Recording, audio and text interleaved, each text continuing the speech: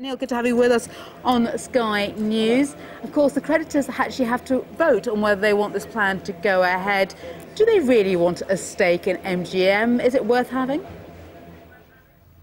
Well, it's better than what they've got, which is a debt that's not being serviced. I mean, the point is they've got a series of unpalatable choices, and probably this is the least worst one for them.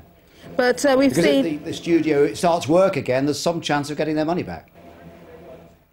Well, of course, the delays have been very damaging. Also, there's been a delay to... they have the rights to make The Hobbit, the two-part prequel to The Lord of the Rings, which is a joint production with Time Warner. That's on hold too.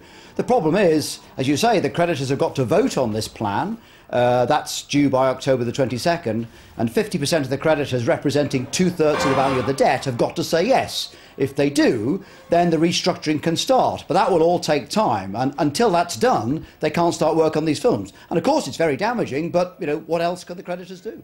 And longer term, MGM's prospects, can it ever regain the glory days once again? Because, of course, the film industry is changing all the time. DVD sales aren't what they were. They do have an impressive library, but is that enough?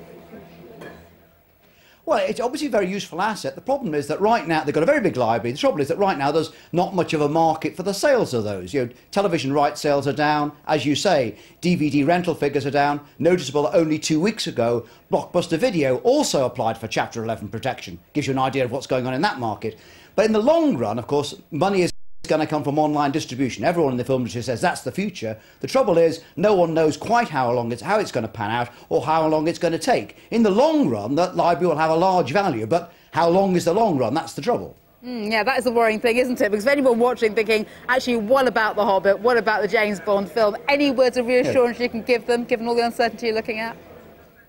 Well, I think the fact that they've finally come up with this plan, and it's likely the creditors will vote for it, is good news, because it means finally they can stop arguing about what to do and get on with and do it. I mean, don't forget, the studio put itself up for sale a year ago and abandoned the auction because no one bid enough. Time Warner, I think, bid $1.5 billion. That wasn't enough.